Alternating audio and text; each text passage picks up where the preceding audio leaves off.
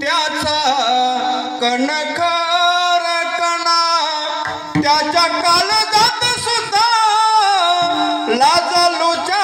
संवेदना त्याची पहाडाची छाती त्याचे हृदय गुलाब त्याच्या घामाच्यात बाला हिरा मोत्याचा रुबाब बाप तलवार ढाल बाप पेटती मशाल बाप जागतो म्हणून घर झोपतो खुशाल बाप घराचा तो पाया आई कलस त्यावरी जेव्हा खचतो न पाया तेव्हा कोसल तो घर उलाढाली करतो हा बाप फक्त घरासाठी शिव्या शाप या जगाचे बाप घेतो सारे माथी घर बायको आणि मुले यांना जगवण्यासाठी बाप होतो वेडा पिसा एका पैशासाठी बाप म्हणजे जणू की वाल्या कोलाची जमात ज्याच्या बापामध्ये कोणी नाही वाटकरी होत बाप म्हणजे रे कसा जसा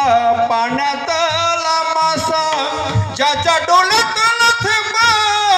कोणा दिसणार कसा चालू राहू दे हा जसा पाण्यामध्ये मासा कोणाला रडताना दिसत नाही तसा आपला बाप या घराच्या करिता दाराच्या करिता उलाढाल्या करतो मुलाच्या लग्नाकरिता कर्जबाजारी होतो मुलीच्या करिता कर्जबाजारी होतो पण कधी रस्त्यावर बाप रडताना दिसत नाही आई लग्नाच्या वरातीमध्ये मुलीला अशी मिठी मारून धाय मोकळून रडतो परंतु बाप कधी रडताना दिसत नाही मग बाप रडत नाही का बापही रडतो परंतु एकटाच खोलीमध्ये जातो कडी लावतो एकटा ढसा ढसा रडतो तो बाप असतो बाप मुलीच्या करिता अश्रू साठवतो बाप साठवितो अश्रू वाट पाहे त्या क्षणाची जन्मभराचे रडतो लेक जाताना सासरी ज्याने जपले मुलांना तल हाती पाकल्यात अशा बापासाठी थोडी आसवे डोलात बाप म्हणजे जणू की एक झाडच आबोली बाप म्हणजे मुलांची जणू अव्यक्त माऊली बाप म्हणजे मुलांची